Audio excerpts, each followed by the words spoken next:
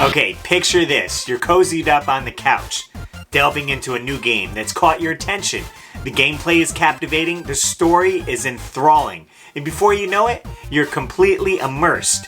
Hours fly by unnoticed as if you find yourself pulled deeper into the virtual world, eventually realizing that dawn is breaking outside your window and you unwittingly spent the entire night gaming away. What's up, everyone? I'm RussLyman and this is Rob. You know I never need sleep, right? I know, but I need to change your batteries sometimes. You keep your dirty hands out of my battery slot. So I just wanted to discuss some great stories, captivating gameplay that I experienced with these games here. So this week's topic we're getting into... games that kept me up past my bedtime. Tuesday. Alright, first game on the list, BioShock. Now I was a little late to playing this game, but once I got around to playing it, I was so intrigued by the world, the lore, the look of the game, the soundtrack. I live streamed all three of these games and had a blast playing them. Definitely stayed up late trying to get further because you want to know what happens with the story in the game. There's so many cool things to find that develop the story a little bit more. You get little tidbits here and there, and it was great with all the cool elements that you get. You can use lightning and fire, or you could just use your regular shotgun weapon to take on a big daddy. So much fun with BioShock. Love staying up playing this one. Plus the creepy atmosphere made you not want to sleep. Sure, it's fun to play, looks spectacular, and is easy to control, but it also does something no other game has done to date. It really makes you feel Los Angeles Times.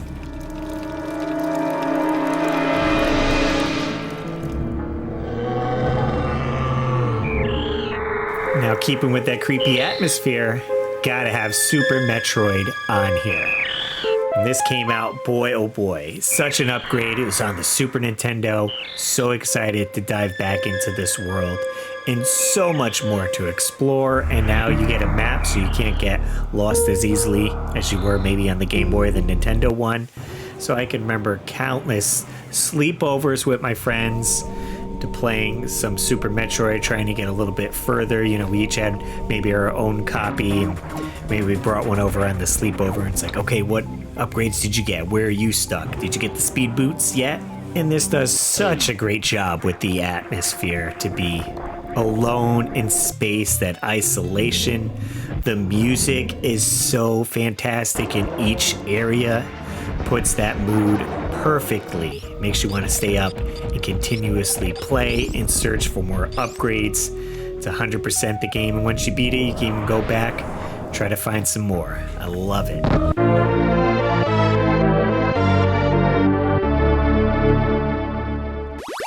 Super Metroid ends up on a ton of lists, so I'm sure it's not the last time we'll be talking about it here on the channel. Maybe you can dedicate a future episode to all about Super Metroid. Oh yeah, maybe, Rob.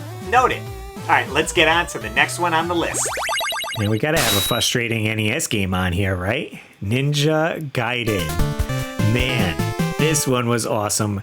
Many times I rented this for the weekend and enjoyed playing it, getting further and further. It was all about repetition and practice with this one, just getting better, being able to dodge the enemies better, or maybe know what kind of sub-weapon to use that might help you along in the game. But I enjoyed the cutscenes. Again, a great story behind this. And, you know, you probably wouldn't expect that from a ninja game, but I can remember the cutscenes vividly, so vividly I got one of them tattooed on me, so I remember it forever.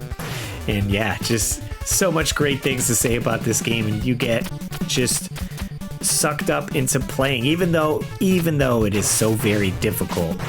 You keep coming back for more, right? At least for the first one. I feel like all of us played this first one a ton. We got the first couple levels down pat, so we can whip through it, enjoy the fantastic music, and just give it a go.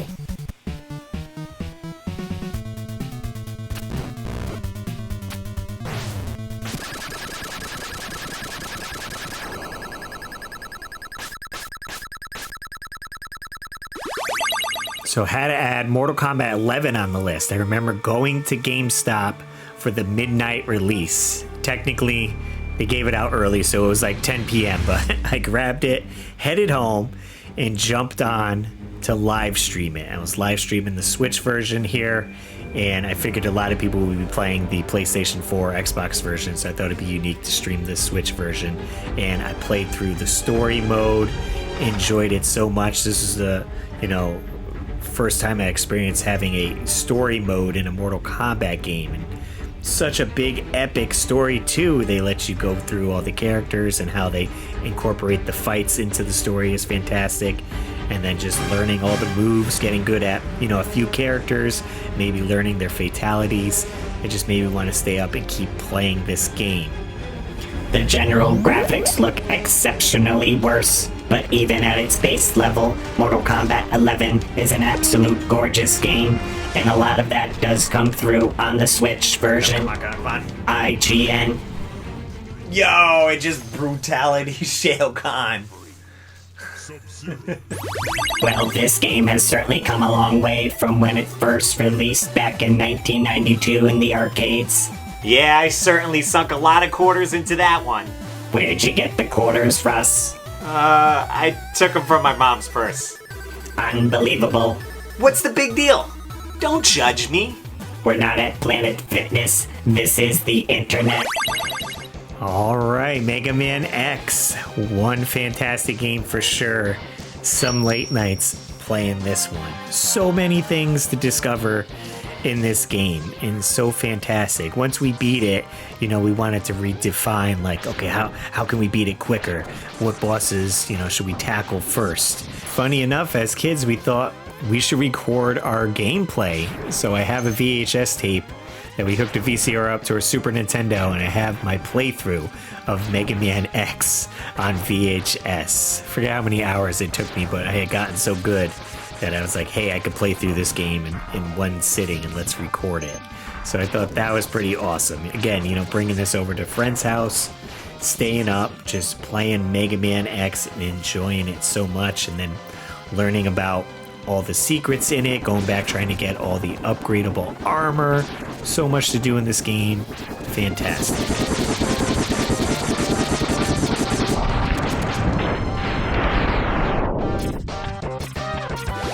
All right, we're going to have mixed opinions on this one, but Metroid Other M. This came out for the Wii. Some people don't enjoy it. I really like this game.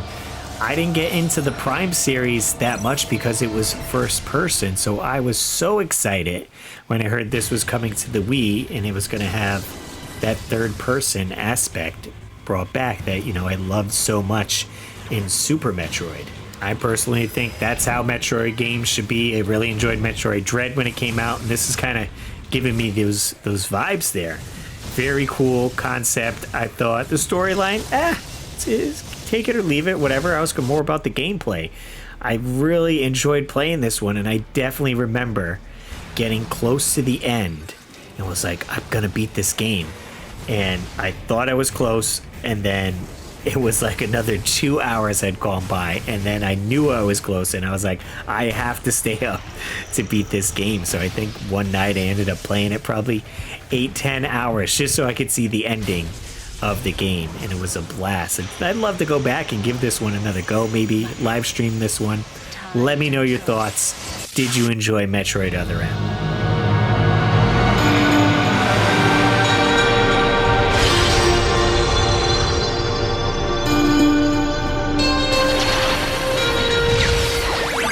Filtering the hate comments as they come in.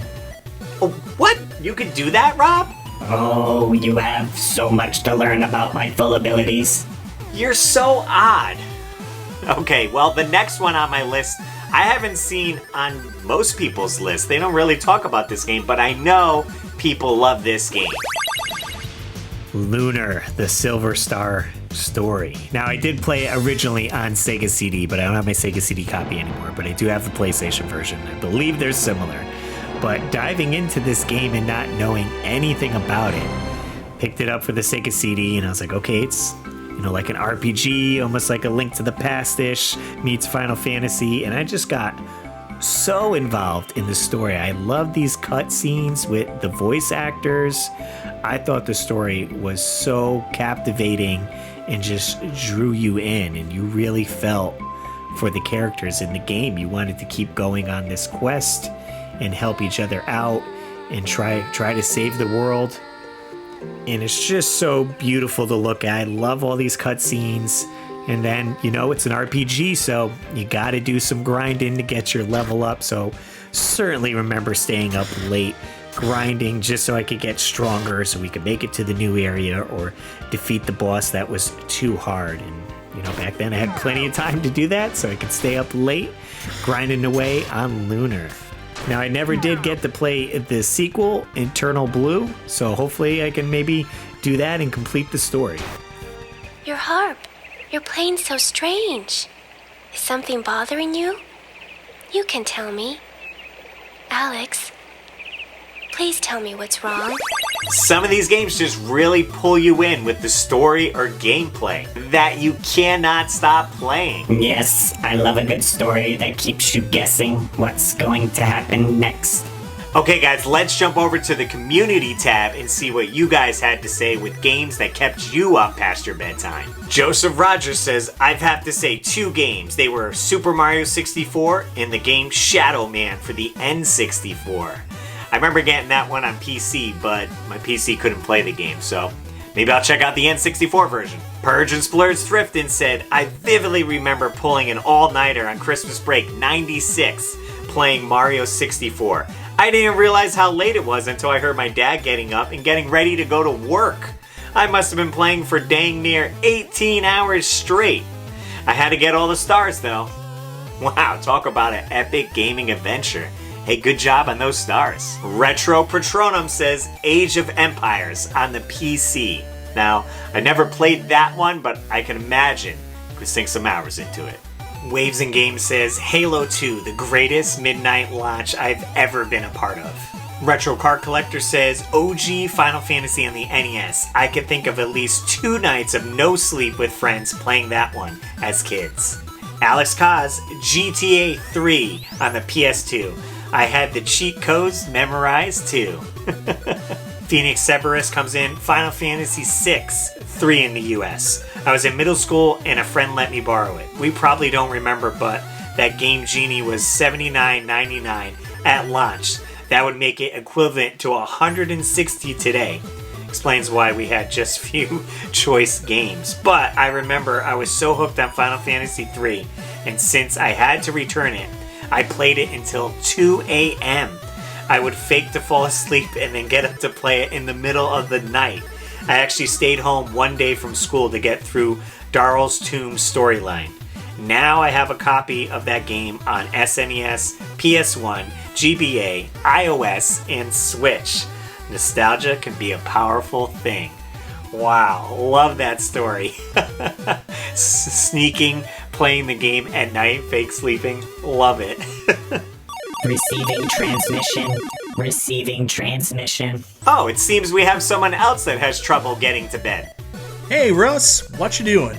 Oh, hey, it's Michael B. the Game Genie. What the heck is a Game Genie? You've never heard of a Game Genie? You never heard of a Game Genie? No. Have you not heard of this? No, you put your games in it so then you can cheat on the game and get further in it. First stealing, now cheating. I feel like I don't even know you anymore. So the game I want to talk about is a great game on the NES with a great soundtrack. Batman! Whoa, flashback. It's Batman.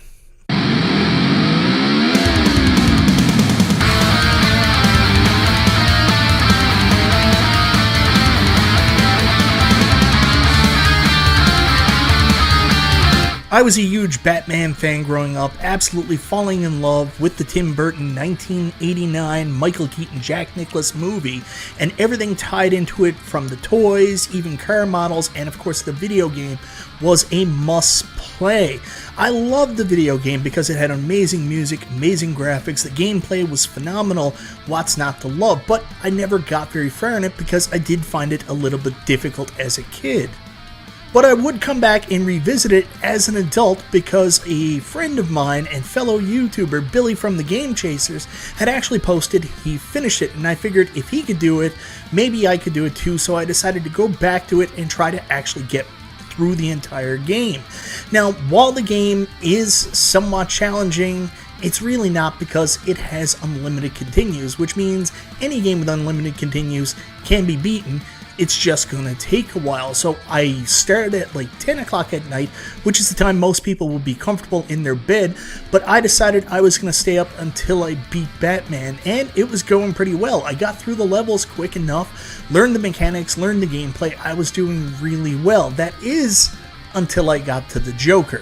You see, the Joker is your typical NES boss in the fact that he can be beaten, and he can be beaten easily when you get his pattern down. The problem is the pattern is just so goddamn erratic. Like, it just kind of moves all around the place. He shoots his gun, which you have to be far enough back to avoid, but then you also have to be close enough to punch him, and he's actually going to run at you, and believe me, he's going to run right through you, and the only way to protect yourself is to actually punch him at exactly the right time, which will make him flash, negating any impact to Batman.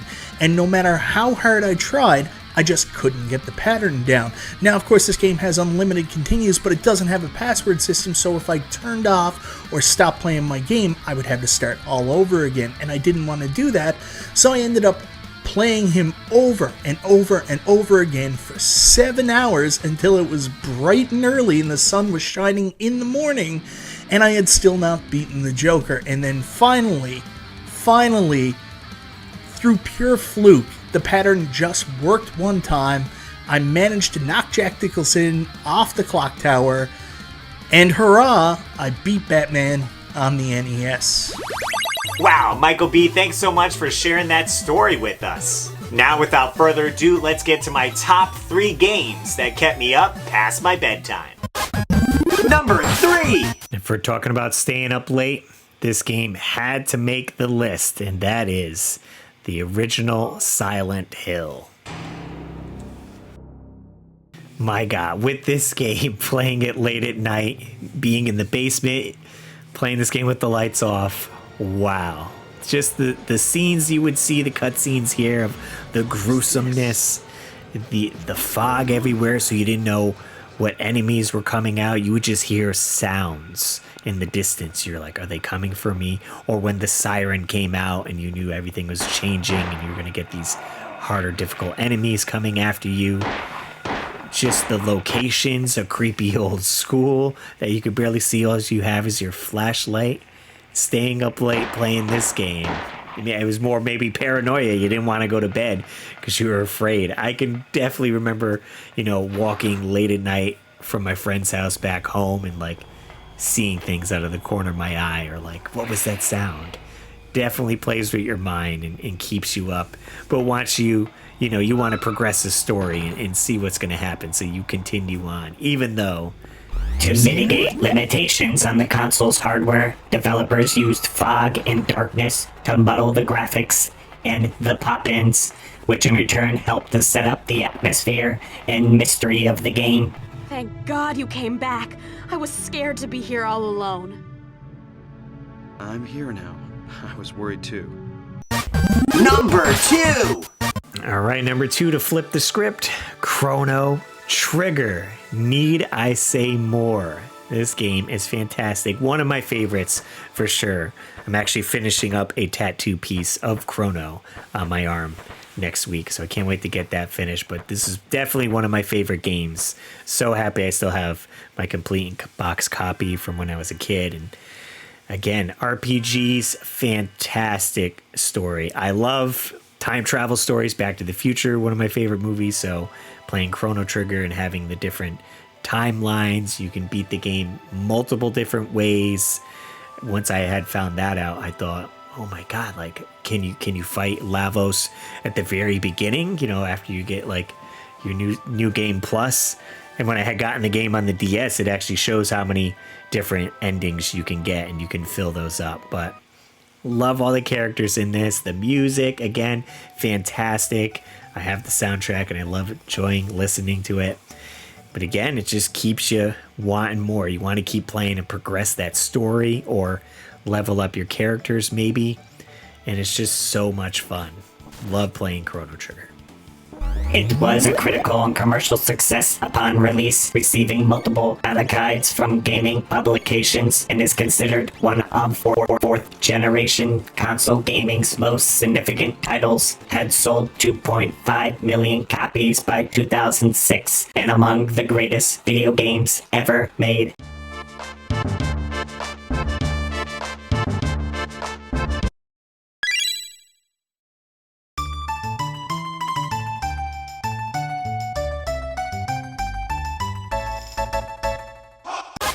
Number 1! And my number 1, Resident Evil 4 on the GameCube.